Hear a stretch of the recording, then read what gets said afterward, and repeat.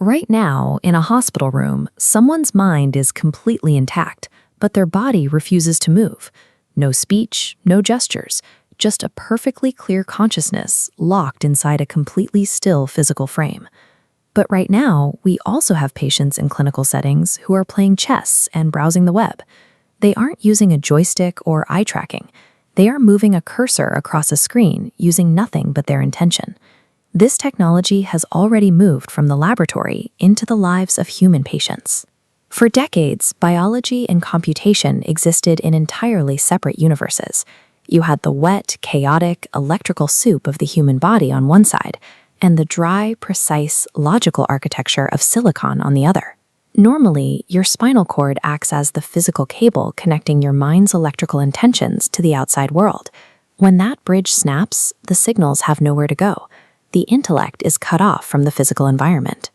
Fixing this requires a deliberate physical intrusion.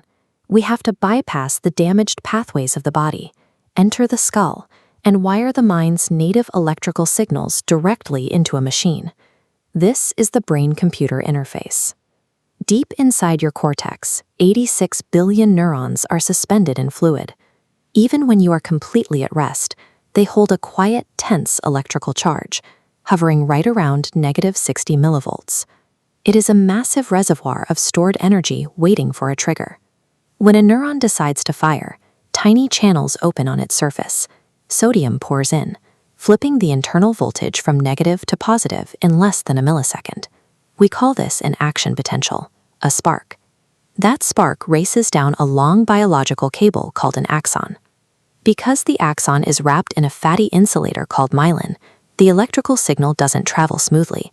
It leaps between gaps, reaching speeds over 100 meters per second. At the end of the line, the surge hits a wall, triggering the release of tiny chemical packets that drift across a microscopic gap to the next neuron, delivering the message and continuing the chain reaction.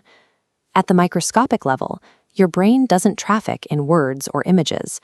Every single memory, every sudden itch, every intended movement is ultimately built out of this sequence.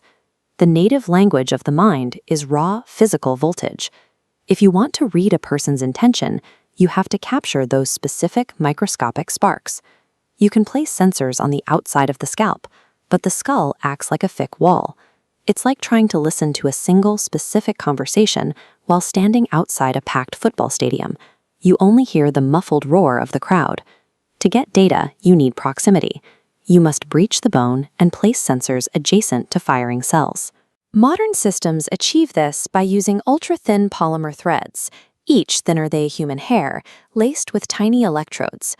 They are attached to a coin-sized computer sitting flush with the skull, silently picking up the electrical chatter of thousands of individual neurons. Only by getting this close can we filter out the biological noise and isolate those individual voltage spikes into a clean, readable stream of data. A single neuron firing doesn't tell much, but a population of motor cortex neurons fires together, taking a vote.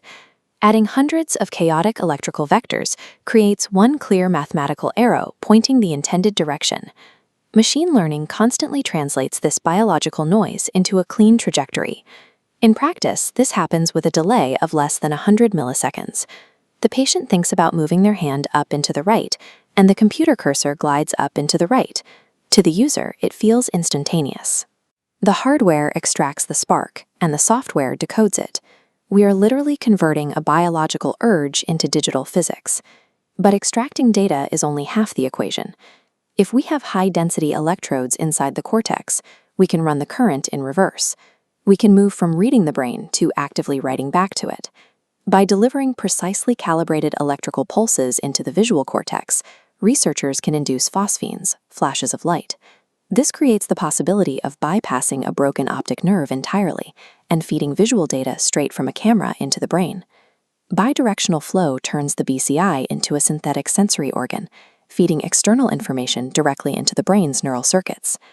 Before that happens, we have severe physical hurdles to clear. The brain is highly protective. Over time, its immune system recognizes these metal and polymer threads as foreign invaders. It responds by wrapping them in thick glial scars, which muffles the electrical signal until the device degrades. Beyond the material science, we are generating an ocean of neural data we barely know how to process. The legal and ethical boundaries, who owns your neural output, how we secure the brain against hacking, are completely unwritten. A keyboard or a touchscreen is something you hold. It sits outside of you. By putting the silicone directly inside the skull, the gap between humanity and its technology collapses into a literal merger. The electrical storm of the human mind has been confined to the absolute dark for 300,000 years. We finally built the tools to listen. The question is what we do when we can hear it speak.